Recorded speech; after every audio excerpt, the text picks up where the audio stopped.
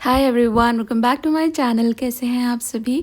I hope you all are doing good. हम सभी मज़े में हैं और सुबह हो रखी है, मतलब बहुत अर्ली मॉर्निंग नहीं है। सानवी को कॉलेज जाना है तो मैंने उसको पूछा, मतलब वो है ना खाना खाने में थोड़ी सी ऐसे आनाकानी करती है, तो शी सेड कि मम्मा मेरे लिए बस 2 एग बॉईल कर दो।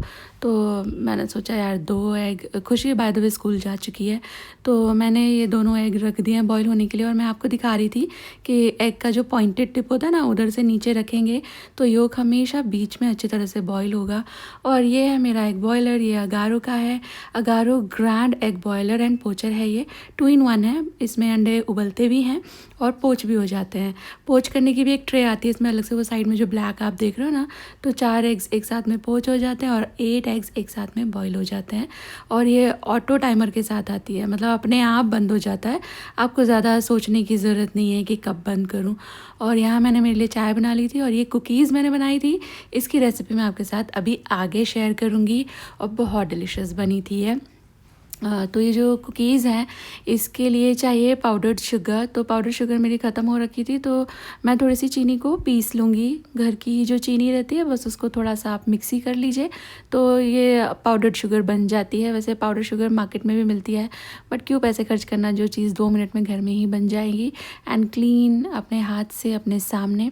और इसके बाद मैं इसके अंदर डालूँगी थोड़े से काजू भी, तो कैशूज़ को भी मैं थोड़ा सा बारीक बारीक, मेरे पास ये चॉपर है तो मैं इसमें कर लूँगी, 1 मिनट में हो जाएगा। आप थोड़ा सा चाहे तो नाइफ से भी इसको काट सकते हो। बाय द वे मैं बना रही हूँ जो कुकीज़, ये एसेंशली है कराची कुकीज़। आपने सुने होंगे कराची बिस्किट, तो रेसिपी वही है, बट मेरे पास टूटी फ्रूटी नहीं थी तो इस वजह से वो वाली बात नहीं आई, तो आप इसे काजू बिस्किट कह सकते हो। तो मैंने है ना 50 ग्राम अमूल सॉल्टेड बटर, जो रेगुलर बटर होता है ना, 50 नहीं सॉरी 100 ग्राम्स है बटर, 55 ग्राम्स है ये शुगर। तो 100 ग्राम बटर निकाल करके रख दिया था सो दैट वो रूम टेम्परेचर आ जाए,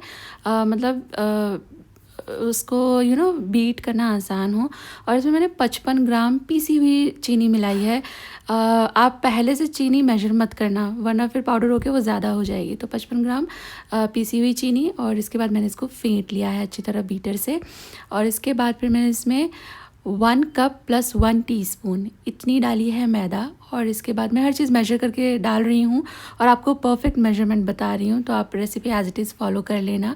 3 टेबलस्पून कस्टर्ड पाउडर ऐड किया है मैंने, जो कराची बिस्किट होते हैं उनका एक ब्यूटीफुल येलो कलर होता है जो कस्टर्ड पाउडर से मिलता है। देन आई एडेड 2 टेबलस्पून, अभी तक सब कुछ टेबल स्पून से हो रहा था, 2 tablespoon milk powder. Now I added half teaspoon baking powder, that's it. Soda नहीं मिलाना है इसमें। और इसके बाद फिर इसको छान लीजिए। और छानने के दौरान मैंने पहले भी बताया कि अगर कुछ छन्नी में रह जाता है, नहीं पास हो रहा है, तो उसे डिस्कार्ड करें, चाहे वो मैदा के लम्स हो चाहे चीनी के लम्स हो। इसको ज़बरदस्ती छन्नी में से पास ना करें, इसका असर फिर बेकिंग पे आता है। देन मैंने इसको मिक्स कर लिया है और उसके बाद फिर इसमें काजू ऐड करे हैं। और फिर काम तो देखो हाथ से ही होता है। हाथ से ना एक फील भी आती है कि जो चीज़ हम बना रहे हैं, मिक्सचर हम बना रहे हैं, वो कितना डोई है, कितना लिक्विडी है। मुझे एटलीस्ट सही से समझ आता है हाथों से फील करके ही। तो मैंने इसमें वनीला एसेंस डालना भूल गई थी मैं, तो 1 टीस्पून, हाफ टीस्पून ही समझ लीजिए आप, वनीला एक्सट्रैक्ट ऐड किया। और इसमें एक बूंद भी पानी नहीं ऐड करना है, ना दूध ऐड करना है। मेजरमेंट एकदम परफेक्ट है। आप बिल्कुल इसी हिसाब से लेवल कर करके चम्मचे भरिएगा तो बिल्कुल सही आपका पड़ेगा, जैसे आप स्क्रीन पर देख रहे हो। मैंने इसमें एक्स्ट्रा ना फ्लावर ऐड किया है ना किसी तरह का लिक्विड, और ये हो गया है डन। अब जो एक्चुअल कराची बिस्किट होते हैं ना, उसमें टूटी फ्रूटी डलती है, तो आपके पास टूटी फ्रूटी हो तो डाल देना, अदरवाइज़ मेरी तरह सिर्फ काजू से भी आप बना सकते हो, तो काजू कुकीज़ हो जाएंगी। वैसे भी कुकीज़ का बेस मोर और लेस सेम होता है। एक तरह की जो कुकीज़ होती है उनका बेस एक तरह से ही बनता है। इसको आपने देखा मैंने किस तरह क्लिंग फिल्म में फोल्ड किया है। इसको बहुत टाइटली प्रेस नहीं करना है, बस हाँ शेप देते रहना और थोड़ा हाथों से फील करना कि कहीं ये हल्का हल्का तो नहीं लग रहा, हॉलो नहीं होना चाहिए, बीच में स्पेस नहीं होना चाहिए। तो हल्के हाथों से इसे इकट्ठा करते जाइए, शेप करते जाइए। एक बार आप इसे क्लिंग फिल्म में फोल्ड कर लोगे तो शेप करना आसान हो जाएगा। अब इस लॉग को रख दीजिए फ्रीज़र में 1 घंटा जैसे के लिए। तो इसके बाद मैं मेरी क्लास के लिए गई थी तो मुझे थोड़ा ज़्यादा ही टाइम हो गया था। तो आकर के फिर मैंने सबसे पहले सोचा इसी को सेट कर लेते हैं, मतलब यही काम निपटा लेते हैं। काफ़ी देर हो गई है इसको रखे रखे, फिर पता चला बिल्कुल पत्थर ही हो जाएगा क्योंकि बटर तो सेट हो जाएगा ना, इसलिए मैंने इसको बाहर रखा है। और बस जो अवन है मेरा उसे प्री हीट करने रखा है 160 डिग्री सेल्सियस पे 10 मिनट के लिए। मेरी जो बेकिंग ट्रे है उसे लाइन करूँगी और अब मैं कुकीज़ काटना शुरू करूँगी। जब आप कुकीज़ बना रहे हो तो कुकीज़ शेप करने से पहले आप ये सब काम कर लेना, और अगर आप केक बना रहे हो तो सारी चीज़ें मिक्स करने से पहले आप ये काम कर लेना, यानी अवन को सेट करना और ट्रे को तैयार करना।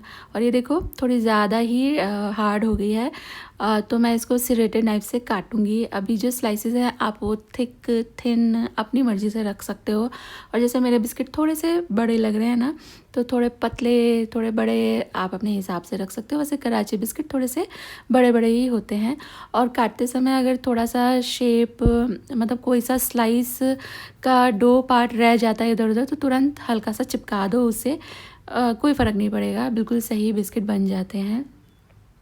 इसके बाद मैं इसे ट्रे में लाइन करूँगी, थोड़ा थोड़ा गैप दे करके रखिएगा, क्योंकि बहुत तो नहीं फूलते बट डेफिनेटली फूलते हैं, तो थोड़ा गैप रहने से अच्छी तरह से air circulation and heat circulation रहता है।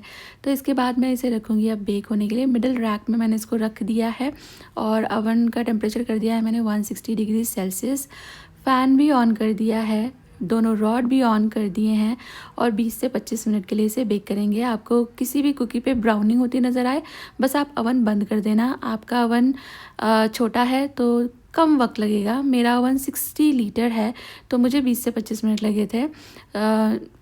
इससे भी बड़ा है तो फिर ज़्यादा वक्त लग सकता है।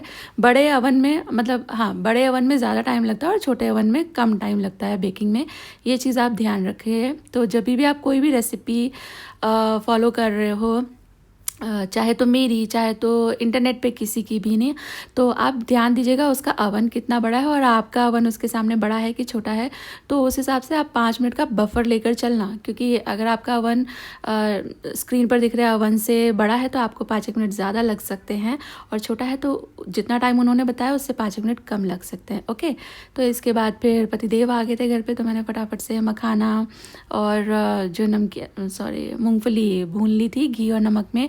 ये बहुत अच्छी लगती है, फीलिंग है, हेल्दी है, और हम लोग सारे बैठ करके फिर खाते हैं, बातें बातें करते हैं, मज़ा आ जाता है।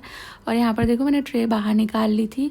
कभी भी गरम केक को नहीं काटना, गरम कुकीज़ को नहीं खाना, है ना, इट्स अ ब्लंडर। हमेशा इनको रेस्टिंग टाइम दीजिए। तो कुकीज़ में थोड़ी सी हवा लग जाए इसलिए मैंने इसको ऐसे खड़ा कर दिया। आप इसके जो ओवन के अंदर वायर रैक होती है ना, उसके ऊपर भी इसे रख सकते हो, but that would be too much handling, इसलिए मैं वो प्रोसेस नहीं करती। और फिर इसको थोड़ा ठंडा हो जाने दीजिए और उसके बाद फिर मैं आपको तोड़ के दिखाती हूँ।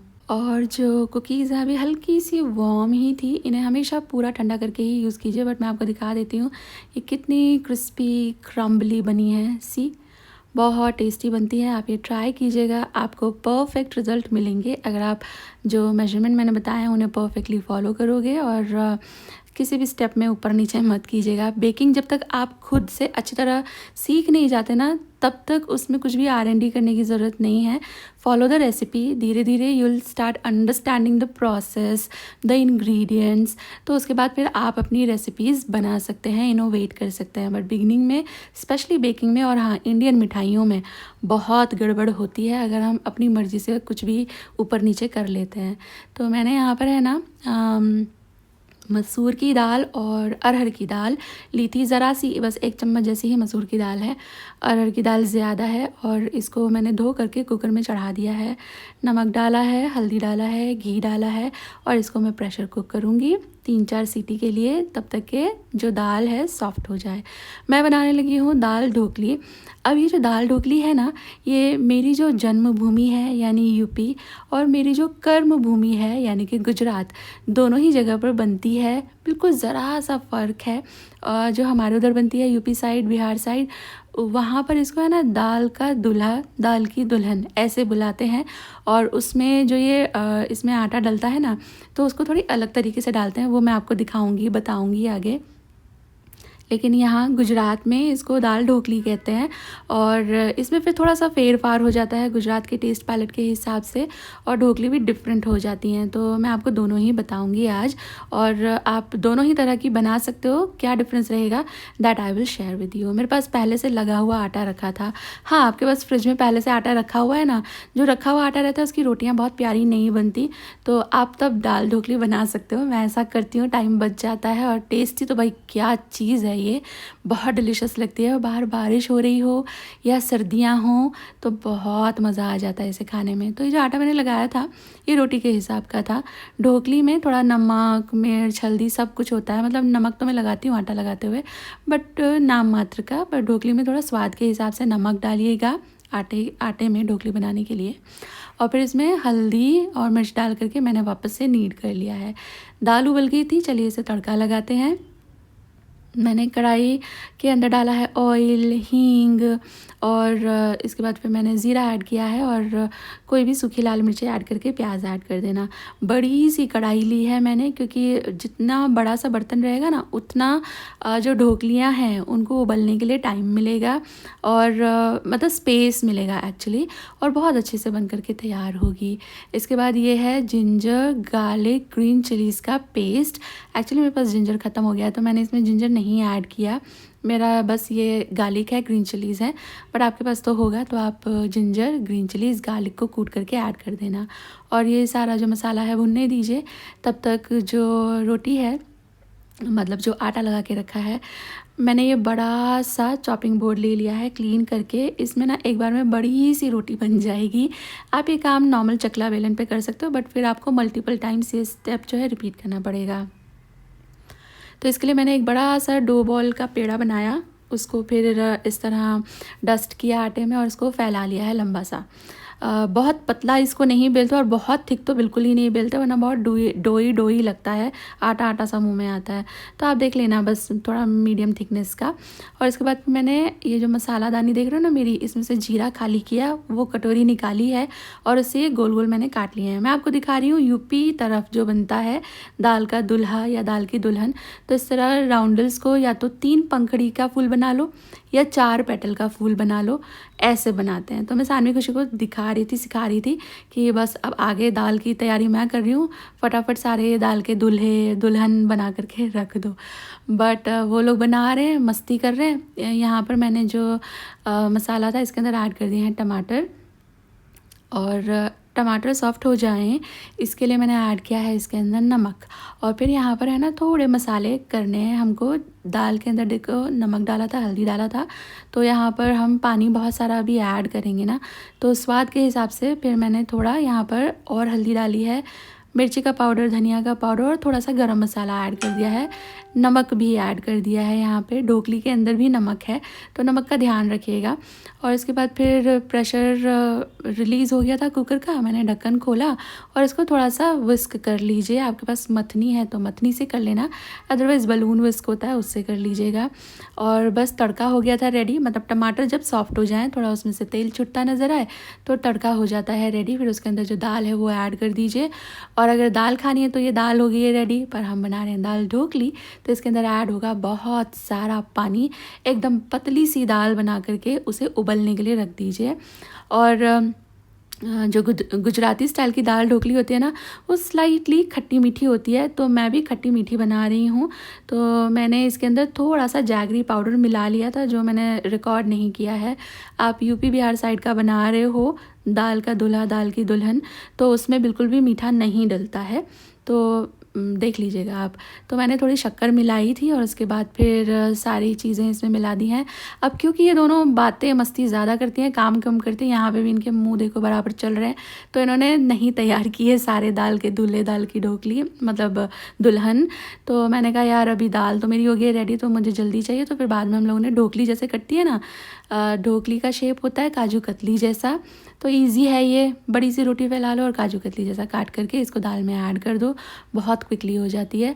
और बस एक एक करके दाल में ऐड कर दो, इसे 10-15 मिनट पकने दीजिए, सारी ढोकलियाँ ऊपर आ जाएंगी और दाल हल्की थिक हो जाएगी आपकी लाइकिंग के अकॉर्डिंग।